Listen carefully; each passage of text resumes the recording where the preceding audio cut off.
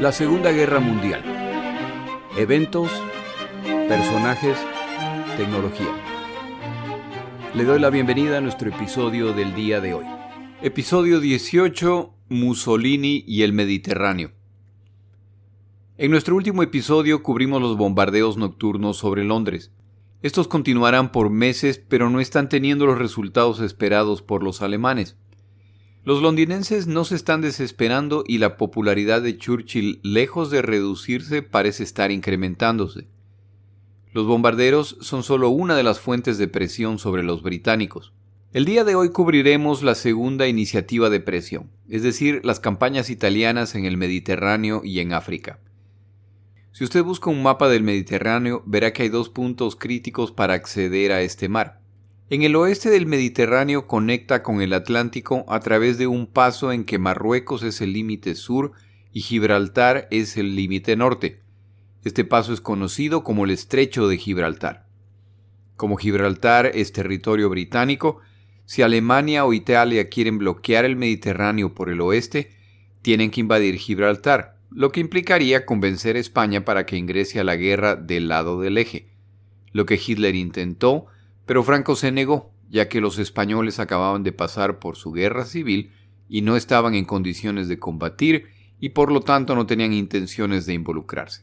Al negarse Franco a colaborar, la opción de Hitler era entonces invadir España, y como ya tenían suficientes temas pendientes, no había justificación para empezar una confrontación contra un país simpatizante con el que al menos se sabía permanecería neutral en esta confrontación. España es uno de los países neutrales que comercian con los dos lados combatientes, por lo que financieramente les está yendo bien, para antipatía de la comunidad internacional.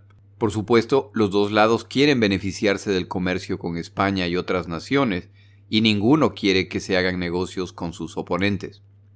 Por el este, la comunicación entre Europa y Asia era posible a través del Canal de Suez, un canal artificial en territorio egipcio, y en realidad bajo control británico, ya que mantenían una fuerza militar en el país para asegurar la navegación. Entre estos dos cuellos de botella, el Canal de Suez representa la mejor oportunidad para conquista, y su pérdida excluiría a los británicos del Mediterráneo y de la vía de navegación hacia el Medio Oriente y Asia.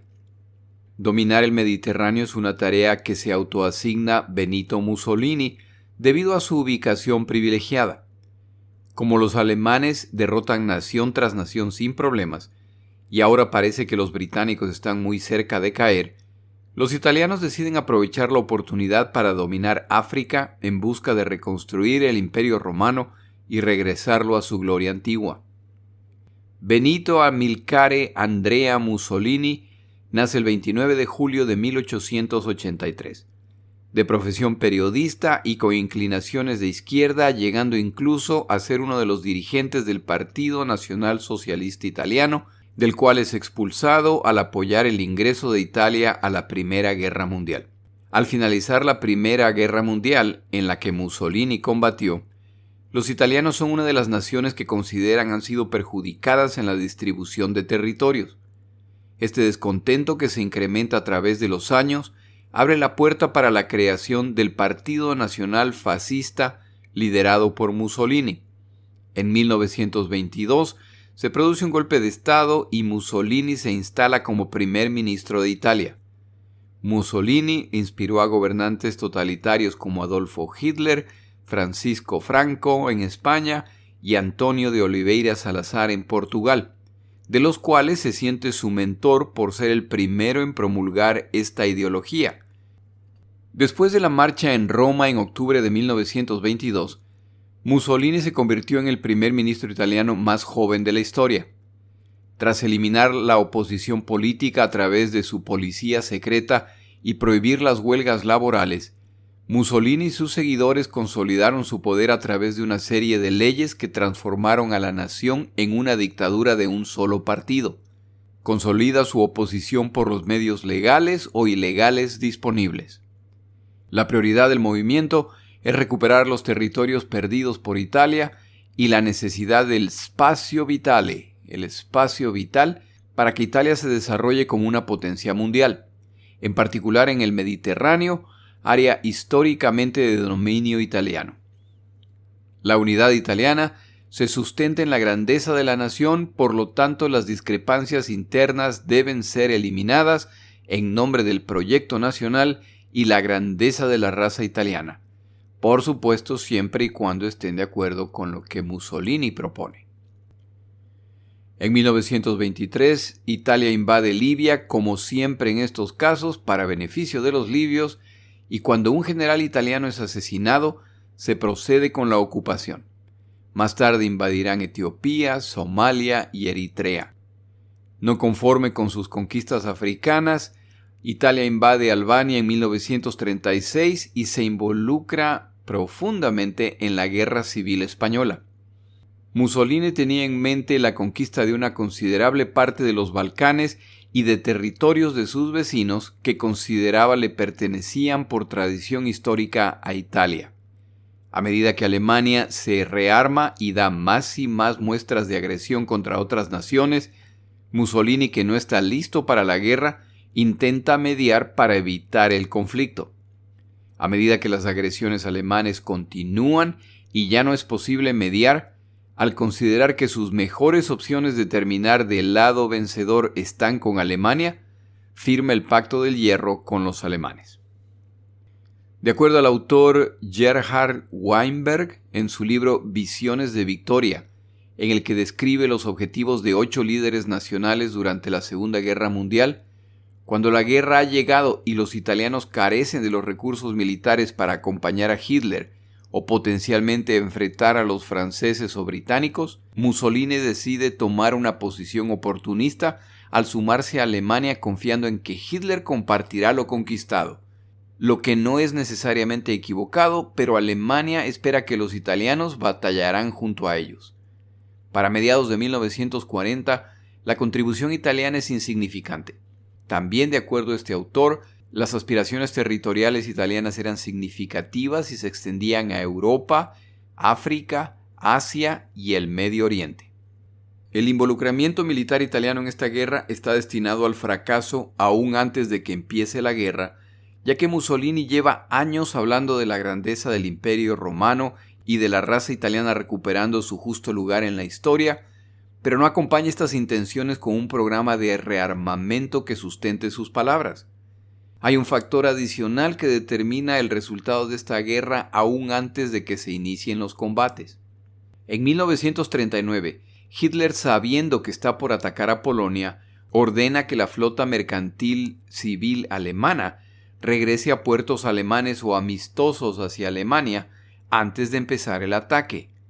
Mussolini no toma esta precaución y cuando declara la guerra contra Francia en junio de 1940, las flotas británica y francesa alrededor del mundo inmediatamente empiezan a capturar la flota mercante italiana en puertos o en aguas internacionales.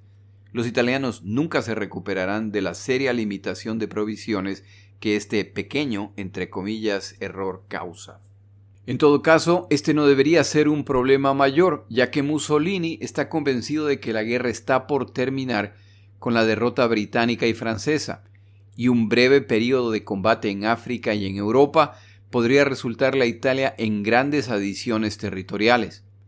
En una conversación con uno de sus comandantes, Pietro Badoglio, Mussolini explicaba que a fin de tener derecho a la repartición de los territorios conquistados, Italia necesitaba unos cuantos miles de muertos en combate.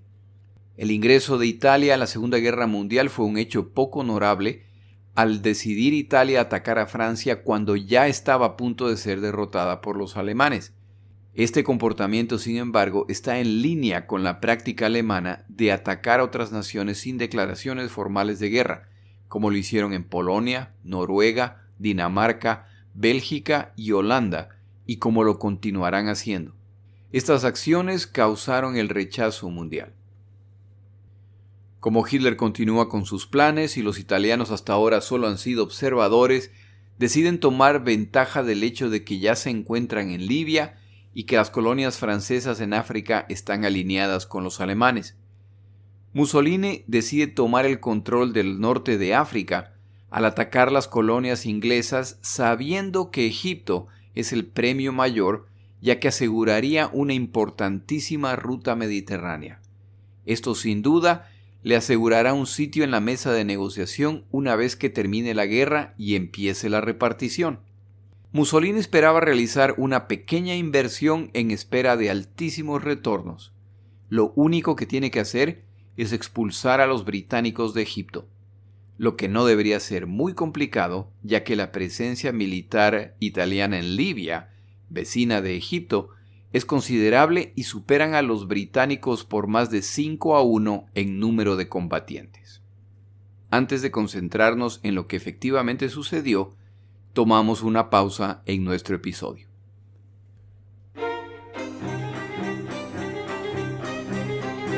Palabras de Churchill. El famoso actor y director Orson Welles relataba la siguiente anécdota relacionada con Winston Churchill. Durante la Segunda Guerra Mundial, la compañía de teatro en la que actuaba Welles presentaban una obra de teatro de Shakespeare en Londres y al finalizar la obra, Winston Churchill, que era uno de los asistentes, fue a visitar a los actores en los camerinos y durante una breve conversación con Welles, Churchill recitaba pasajes de Otelo, la obra que acababan de presentar. Años más tarde, cuando la guerra ya había terminado y Churchill ya no era primer ministro, Orson Welles se encontraba en Venecia caminando por la playa con un productor al que estaba tratando de convencer para que financie uno de sus proyectos artísticos. Mientras caminaban, notaron que en una de las mesas al aire libre se encontraba Winston Churchill con su esposa. Cuando Orson Welles y su acompañante pasaron cerca de la mesa, Churchill reconoce a Welles y lo saluda con un leve movimiento de cabeza. El acompañante de Welles quedó tremendamente impresionado que Winston Churchill reconociera a Orson Welles. El acuerdo se cerró y el financista financiaría el proyecto. Al día siguiente, Orson Welles, nadando en la playa, ve que Churchill también está en el agua. A propósito, a Churchill le encantaba nadar, preferiblemente desnudo. Orson Welles se acercó a Churchill y le agradeció por su pequeño gesto el día anterior y le explicó cómo ese sencillo gesto había impactado la decisión de su acompañante. Más tarde ese mismo día, Orson Welles y su acompañante, que ya había accedido a financiar el proyecto, regresan al restaurante. Al ingresar, Winston Churchill, que también estaba ahí, al verlos entrar, empuja su silla hacia atrás, se levanta y hace una muy ceremoniosa venia a Orson Welles. En mi página de Twitter, @LaSegundaGM, y de Facebook, La Segunda Guerra Mundial, Eventos, Personajes, Tecnología, pongo el video de YouTube donde Orson Welles detalla esta situación.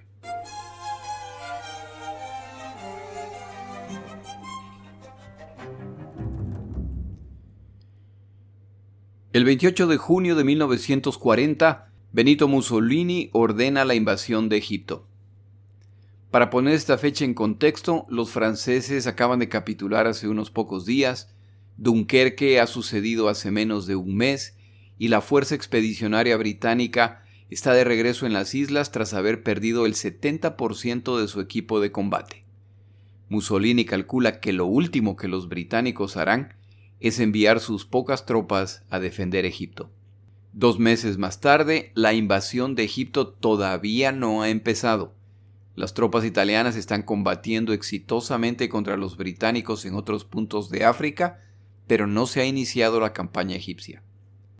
La campaña contra Egipto se lanza finalmente el 13 de septiembre, es decir, cuando la batalla por Gran Bretaña entre cazas y bombarderos está concluyendo y se están iniciando los bombarderos diarios de Londres durante el Blitz.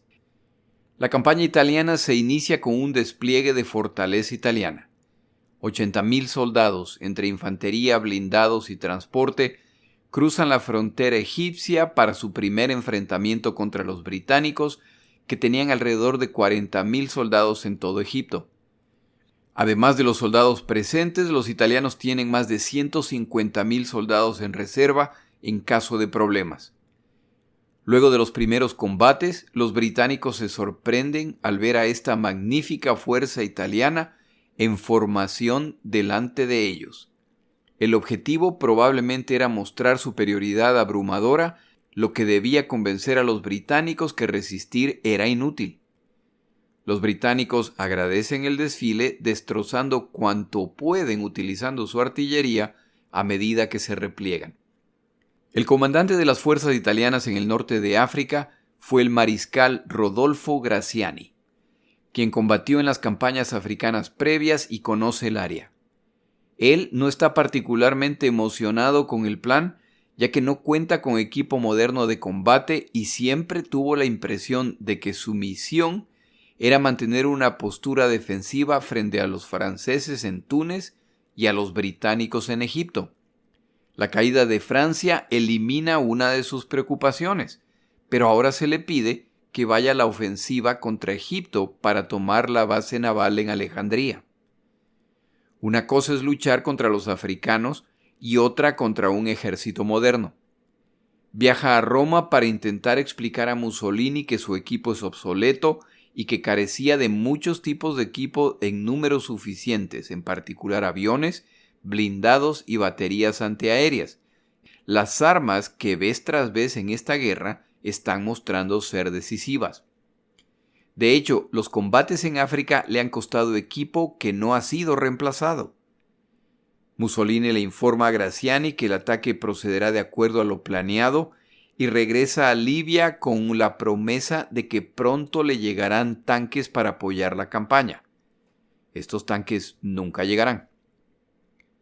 Graziani tiene que entender que la captura de esta importantísima ruta naval antes de que termine la guerra es crítica para asegurar el rol protagonista de Italia. Como los tanques ofrecidos no llegan, Graziani continúa postergando el inicio del plan. Mussolini, harto de las demoras de Graziani, ordena el ataque contra los británicos, estén listos o no. Si no obedece, Graziani será reemplazado. Se inicia el ataque y por 4 días los italianos persiguen a los británicos que siguen replegándose y los italianos llegan a ocupar Sidi Barrani, una ciudad costera dentro de Egipto en camino a Alejandría. Han avanzado 80 millas sin mayores problemas.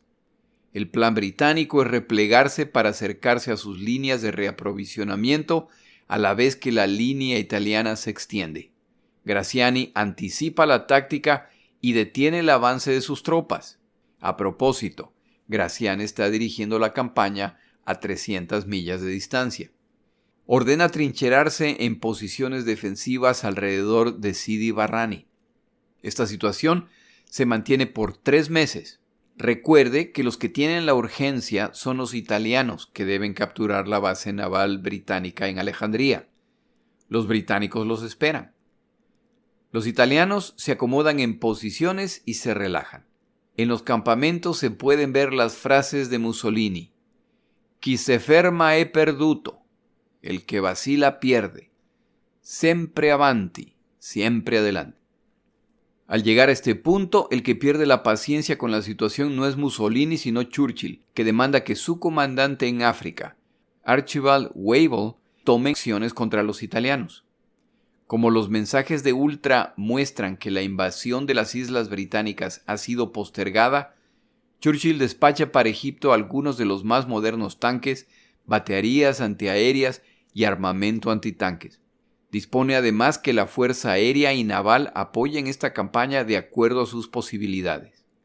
Para Churchill es fácil solicitar un ataque, pero siendo los británicos la fuerza más pequeña en el campo de batalla, tienen que hacerlo de la forma correcta.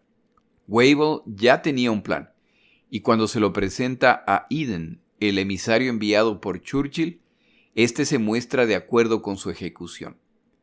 Los italianos, que para el momento llevan meses en sus posiciones, han ido dejando poco a poco un agujero de 15 millas en su línea defensiva alrededor de Sidi Barrani. Los campamentos, por supuesto, estaban protegidos hacia el este, desde donde vendrían los británicos en caso de ataque. El plan de Wavell es ingresar por este agujero sin ser descubiertos para rodear los campamentos y atacarlos desde el oeste, es decir, desde el lado indefenso. Las divisiones británicas ingresarán por el agujero desprotegido y girarán hacia el norte para atacar las posiciones italianas. A medida que se controla una posición, se ataca una segunda, y así hasta llegar a Sidi Barrani. A medida que se presiona a los italianos contra la costa, navíos británicos se sumarán con bombardeos desde el mar. Una división blindada británica que avanza con el resto del grupo no participará en este ataque inicial, sino que continuará hacia el oeste para ubicarse entre Sidi Barrani y la frontera libia para repeler cualquier intento de reforzar a los italianos en Egipto. Wavell planea este ataque no como una ofensiva mayor, sino como una serie de ataques menores para determinar la fortaleza italiana. Este es un avance que él espera tomará máximo 5 días. Anticipa capturar poco más de 1,000 prisioneros italianos si todo va bien. El 6 de diciembre de 1940, las dos divisiones británicas se ponen en camino para recorrer las 75 millas que las separan de las líneas italianas. Como se lo hace en total secreto, el avance es lento y dadas las condiciones extremas del desierto, el avance incluye un día entero de descanso antes del combate. Para no incluir convoyes de provisiones, las fuerzas británicas habían enterrado provisiones en el desierto por anticipado para desenterrarlas a medida que avanzaban. Esta operación es secreta y aún a los participantes se les dice que salen a realizar ejercicios militares. Avanzan en la noche para no ser descubiertos. Para el 8 de diciembre han llegado al punto acordado detrás de la línea de defensa italiana. No lo saben, pero ese día fueron descubiertos por un aviador italiano que reporta la acumulación de vehículos de combate británicos acercándose a la línea italiana. La reacción del mariscal Graziani al recibir esta información fue pedirle al aviador que ponga el mensaje por escrito. Años más tarde, Graziani dirá que tomó el mensaje seriamente, pero lo cierto es que no se toma ninguna acción defensiva. A las 5 de la mañana del 9 de diciembre, los británicos inician el combate. Los italianos no tienen la menor idea de lo que se les viene. Los blindados británicos ingresan al primer campamento apoyados por infantería y ametralladoras. El descontrol en el campamento italiano es total. Los británicos encuentran los tanques italianos parqueados en impecables filas y pronto estos son destruidos por los blindados británicos. Los italianos que deciden pelear son pronto eliminados por las ametralladoras o atropellados por los tanques británicos. Es una batalla brutal y breve en que los dos lados pelean con todo, pero la sorpresa británica es demasiada y los italianos son pronto controlados a costa de muchos muertos italianos y pocos británicos. El primer campamento italiano cae en menos de 3 horas y los británicos capturan 2,000 italianos. Antes del final del día, 2 campamentos italianos adicionales caen. La toma de Sidi Barrani se completa en apenas 2 días. Para el final de la operación, los británicos capturan un total de 39,000 italianos. Esto, por supuesto, es un excelente resultado, pero trae sus propios problemas logísticos.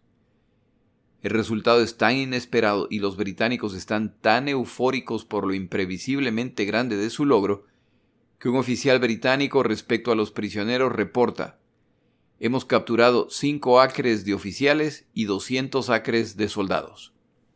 Wavell ha llegado al punto establecido en su plan, pero al ver que las victorias se suman con poca resistencia, continúa su avance. Churchill no puede contener su alegría. Luego de tantas retiradas y escapes milagrosos, las Fuerzas Armadas británicas están finalmente alcanzando una victoria en tierra. Mussolini, por supuesto, está furioso. Graziani también lo está. Ha sido empujado a una aventura que no podía funcionar y demanda apoyo aéreo alemán para detener los tanques británicos. Mussolini confía que su comandante en Bardia, Annibali Bergonzoli, con su guarnición elevada en una colina, lo que le da la ventaja, y sus 45,000 soldados, detendrán a los británicos que ya han ingresado a Libia. Esta guarnición incluía una serie de posiciones defensivas, incluyendo fosas antitanques. En la batalla por Bardia, sin embargo, Se involucran el ejército, la fuerza aérea y la armada británicas. Esta combinación vuelve la defensa de este fuerte ubicado en la costa inútil y Bardia también cae. Bergonzoli escapa abandonando sus tropas y se dirige a Tobruk, que queda a 40 millas de distancia hacia el oeste. Cae Bardia y 40.000 prisioneros italianos se suman. Tobruk pronto caerá también.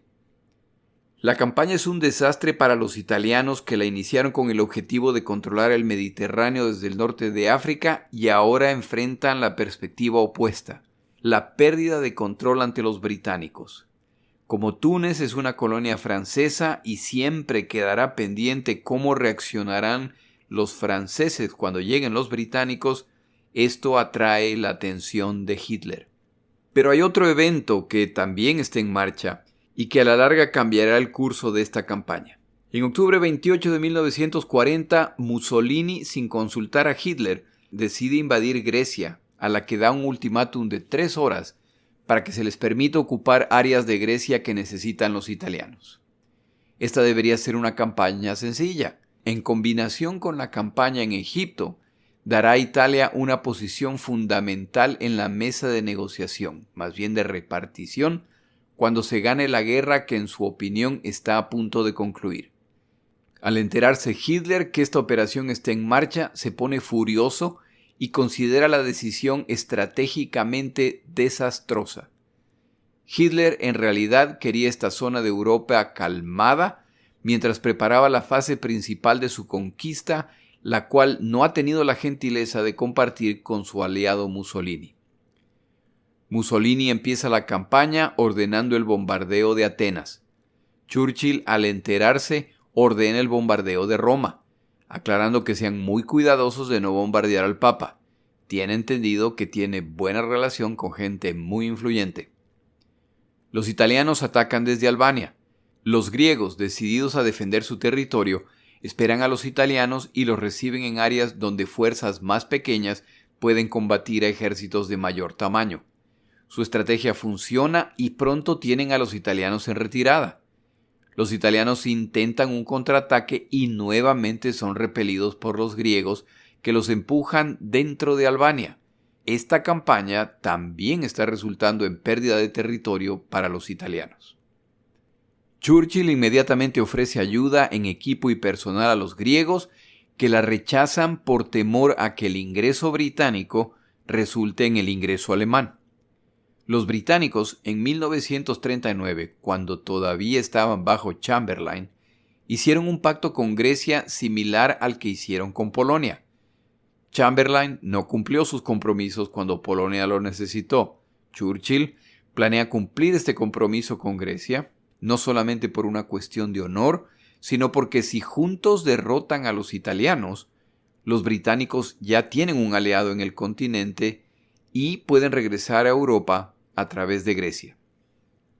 Churchill insiste en enviar ayuda a Grecia, pero el líder griego, el dictador Ioannis Metaxas, continúa rechazando la oferta. La pregunta es, ¿de dónde planea Churchill sacar los recursos militares requeridos en Grecia? La respuesta desafortunadamente es del norte de África. Weibull, que ha peleado una astuta campaña contra los italianos, a pesar de tener una fuerza mucho menor, ahora sabe que dependiendo de la respuesta griega, sus fuerzas se reducirán aún más cuando Churchill tome la decisión de enviar parte de su equipo y personal a combatir en Grecia. Weibull protesta: no hay nada que se pueda enviar desde África que tenga la suficiente fuerza para evitar una invasión a Alemania de Grecia si es que efectivamente va a ocurrir. Enviar parte de su equipo y fuerzas a Grecia no cambiará el resultado final en Europa, pero sí el resultado en África. La respuesta de Churchill, que no tenía demasiadas simpatías por Weibull, es terminante. Nada debe interferir con la captura de Tobruk. Pero una vez alcanzado ese objetivo, las operaciones en África quedan subordinadas a las necesidades de Grecia. Por si esto no estuviera suficientemente claro, añade: esperamos y exigimos el cumplimiento inmediato de estas decisiones. La campaña italiana en Grecia progresa tal como la campaña en Egipto, desastrosamente. Los griegos, ante la evidencia de que los alemanes entrarán en el conflicto eventualmente, aceptan la oferta de ayuda británica y Churchill despacha la ayuda ofrecida a costa de la campaña en África. Wavell estaba en lo correcto. Ahora los británicos tienen dos posiciones débiles. Sin embargo, los italianos han demostrado tan poco espíritu combativo que todavía existen posibilidades de vencer. La pregunta es, ¿qué hará Hitler? Hitler ve las obvias implicaciones de los resultados italianos en Europa y África y decide que no se debe permitir que los italianos sean derrotados. Las pérdidas territoriales en África resultarán en la pérdida del control del Mediterráneo y el crítico acceso a través del Canal de Suez. Por otro lado, en control del norte de África, provee a los británicos puntos de ataque posibles a Europa, en particular a Italia, que obviamente sería el punto de entrada al continente que los británicos buscan. Tal como lo predijo cuando Mussolini le comunicó sus planes, la campaña italiana en Grecia es un desastre estratégico. Si los griegos, con ayuda británica, derrotan a los italianos, se debe esperar un ingreso masivo de recursos británicos para consolidar un punto de entrada en Europa. Sumado a esto, operaciones británicas en el Mediterráneo dejan claro que los británicos no cederán esta zona sin pelear. Una audaz misión al puerto de Taranto, en que los británicos despachan una flota de aviones torpederos obsoletos para atacar a los buques militares anclados en el puerto de Taranto, ha resultado en un inesperado triunfo británico al averiar seriamente los buques que se encontraban en este puerto de poca profundidad. Hasta ese momento se consideraba imposible atacar con torpedos en aguas de poca profundidad. Mientras los italianos superan la sorpresa, a miles de millas otra nación observa lo ocurrido y este ataque demuestra que es posible atacar puertos poco profundos. Empiezan a buscar opciones y en su momento pondrán este conocimiento en práctica. Hitler empieza a planear el envío de fuerzas militares alemanas a restablecer el orden en Grecia y África. La campaña africana será liderada por un comandante que ya ha mostrado su valor en el pasado durante los combates en Europa, Erwin Rommel. En algún momento escuché un chiste aparentemente alemán de esta época. Se dice que uno de los oficiales de Hitler ingresa a su oficina ofuscado y le dice: «Mi Führer, los italianos han ingresado a la guerra». A lo que Hitler responde: «No hay problema, envíen una división del ejército a controlar la situación». El oficial responde: «Mi Führer, no me entiende. Los italianos han entrado a la guerra como aliados nuestros». En ese momento la expresión de Hitler cambia y ordena preocupado: «Despachen 15 divisiones y veamos qué se puede hacer». Los eventos descritos en este episodio ya nos ubican en 1941. Los británicos siguen luchando mientras resisten los bombarderos nocturnos alemanes. Si la tensión producto del envío de fuerzas terrestres y navales a estas nuevas áreas de combate no fuera suficiente, enfrentan además el ataque de submarinos alemanes que están estrangulando el ingreso de ayuda enviada por los estadounidenses para apoyar a las islas.